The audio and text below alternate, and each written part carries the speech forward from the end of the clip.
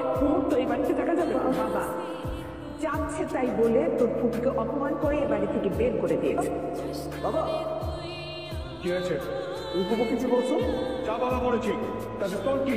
নিজের পরিবারের মান সম্মানের দিকে তোর কোনো খেয়াল নাই। বাবা তোমার একমাত্র বোন, তাকে তুমি বাসা থেকে বের করে দেবা? তুমি কাজটা মোটেও ঠিক করো নি। আমি কাজটা একদম ঠিক করেছি।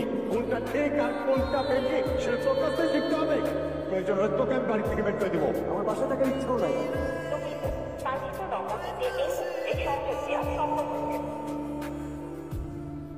কিরে কোথায় যাচ্ছিস? যদি খুঁজতে খুঁজতে যাচ্ছিস মানে কোথায় খুঁজবি?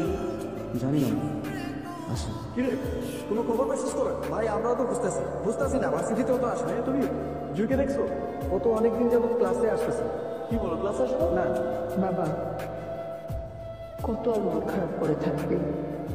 ওঠ চল, তোর বাবা তোকে ডাকছে। চল না, ডাক কি বলে। দেখ বাবা, তুই হচ্ছিস আমাদের একমাত্র ছেলে।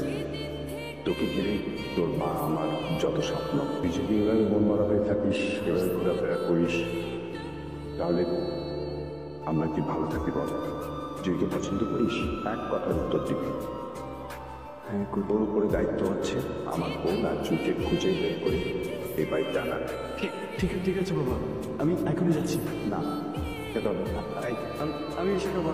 না, কে যা করবে। তোমাকে কতক্ষণ ধরে কল করতেছি। বাইকে ওঠো। তুমি বাইকে ওঠো। কেন? তোমার বাবাই তো আমাদেরকে বের করে দিয়েছে। আচ্ছা ঠিক আছে ফাইন, আমি বুঝতে পারছি, বাট এখন বাইকে ওঠো। ওঠো। আমার ভাগ্নিকে নিয়ে নেই। আমার বোন কোথায়? মাকে বলেছি, মা বলেছে এ বাড়িতে আর কখনো আসবে না। কেন কেন আসবে না? যদি না আসে তোদের বিয়ের কথা ফাইনাল করবো কার সাথে?